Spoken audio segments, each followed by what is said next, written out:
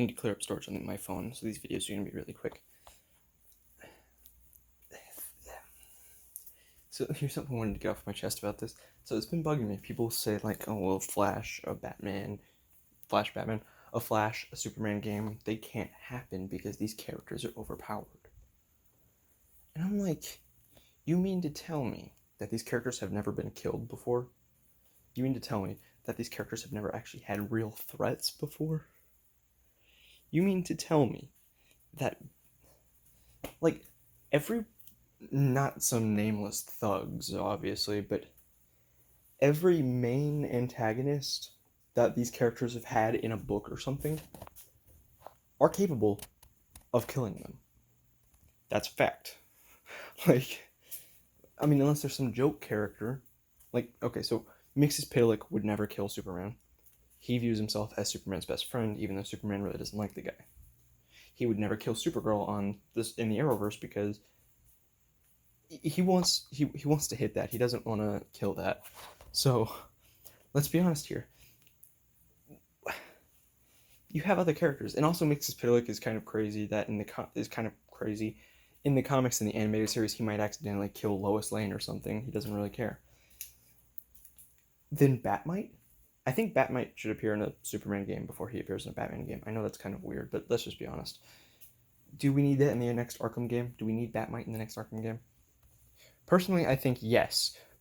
But could we go without it? Also, yes. By the way, I know the video format sucks, but I need to clear up storage on my phone, so the camera quality... Sorry about that. I just hope it's compatible. Sometimes YouTube just doesn't like my videos. And then you have, ow. Something was up, something hurt my hand. So, people say, like, so Superman can't be killed. But, one, let's just make a small alteration to Smallville, something that always bothered me. Meteor Freaks never had the potential to actually harm Superman. On their own, they always needed kryptonite, and that always bothered me. Their powers came from kryptonite, right? It wasn't that kryptonite made their powers better, it was that they made Clark's worse, and he would get sick. Literally, he'd see a pebble of kryptonite lying on the ground, and he'd be like, guess I die now. But basically, a small alteration that would fix everything. That was always retarded to me. Why didn't you just make it to where the Meteor Freak powers, since they came from kryptonite falling from the sky and just being exposed to huge chunks of it, why didn't you just make it so the way the Meteor Freaks automatically overrided Superman's powers? Right? You know, there's a Meteor Freak with lightning, and no, that's a bad example. Lightning already hurts him and stuff.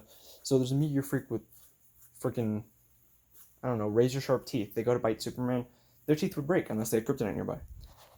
What about they just bite through Superman because their powers came from kryptonite? Right? That's simple, and yet Smallville always had that problem. So you make that alteration, you know, Meteor Freak powers automatically are better, or automatically negate Superman's strengths and stuff. Well, now you have Meteor Freaks running around Metropolis. You know how thugs have their different powers or different abilities in the Arkham series? Some of them have knives, so Batman has to do blade dodges and stuff. Some of them have blunt objects, so you need to get around that or you'll get concussed. Some of them have tasers, so you need to jump behind them. Well, now Superman has different abilities to take down these different guys in different ways. So, some guy has a right shield, so you have to hit the B button to do B or, you know, whatever, I'm just gonna start calling it neutral terms since not everyone uses Xbox. So neutral terms. You do the cape thing, and then you hit the run/dodge button to jump on their riot shield, and then take them out. So you do that. And then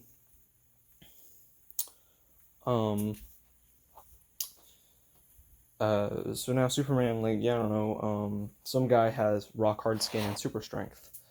So you need to you need to disorient him and then just beat him down.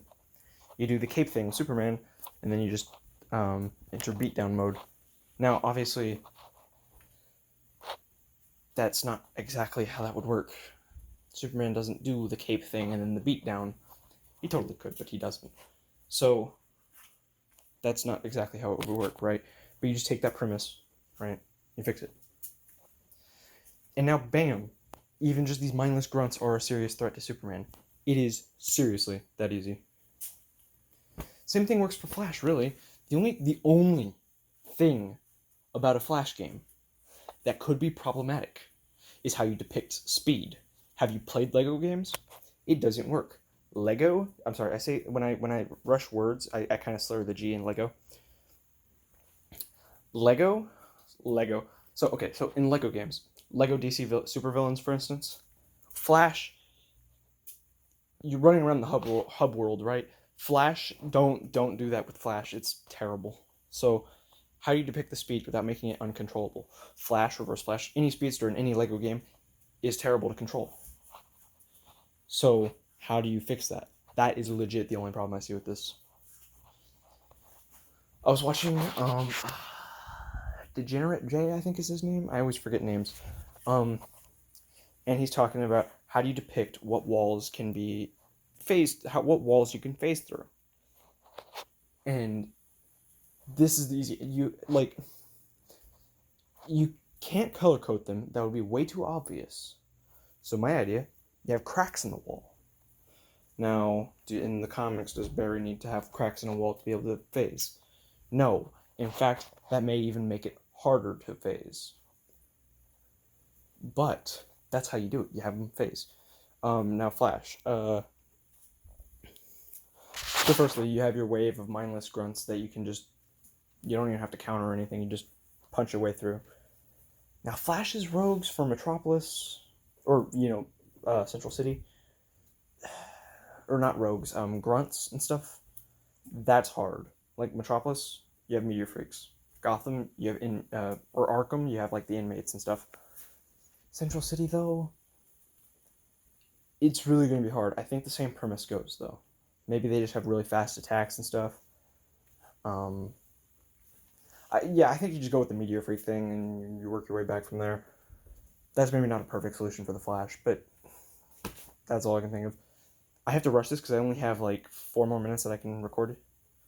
But that's how you do it. Like, you just do the Arkham game. Maybe improvise the controls. I don't think Batman Arkham's controls will work for the Flash. Running and hitting the A button would be weird. I think, anyways. Yeah, I think that would be weird. But, just that kind of thing. I think it would be really easy to do that. The Flash, I honestly, though, I don't know what kind of rogue powers you could use. I think you just have a fast guy, but not nearly as fast as Flash is. A strong guy. Maybe some guys with lasers or something like that. I don't know. Because Flash doesn't really have any obvious weaknesses, and Superman is way too, so the good thing is, Superman is fast, but he isn't associated with that anymore. Right? Like, his tagline used to be faster than a speeding bullet, but you rarely hear that anymore. No one who talks about Superman talks about his speed. So you can sort of get around that. You can have him fast, but you don't have to have that ruin the game design. The Flash, seriously, speed, that ruins everything. So I don't really know how you do that. I think you just need to do something similar to Sonic the Hedgehog, the 3D games. Get that kind of control. So that means running is no longer with the A button. That's just an automatic thing. But you got to get it to feel natural. Because let's face it, Sonic doesn't feel natural all that often. But you can have a boost button. Maybe that could still be the A button. Or one of the triggers. Right? So I really don't know how this works. But I just keep hearing people say, you can't. And that's really annoying because that's just not the case. You can. It's not impossible. And I feel like the more people say this, the more Warner Brothers is like, well, we shouldn't even try. Because let's face it, Warner Brothers is not that innovative of a company.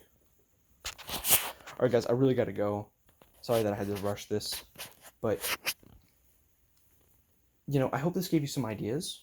A Green Arrow game? That's gonna be super easy. Just do Batman and just projectiles, you know? But a Flash, Superman, Wonder Woman even, those would be really hard. Superman, though, I think I just proved isn't nearly as impossible as Flash. Wonder Woman was never associated with speed, even though she's freaking fast. But, like, you have the Flash, and he's sort of taken over the whole association thing, which is fine, because that's, like, his gimmick. But phasing through walls, you have cracked things to indicate where you can phase, or you can just do... Yeah, I gotta go, guys. See ya. Sorry about that abrupt ending.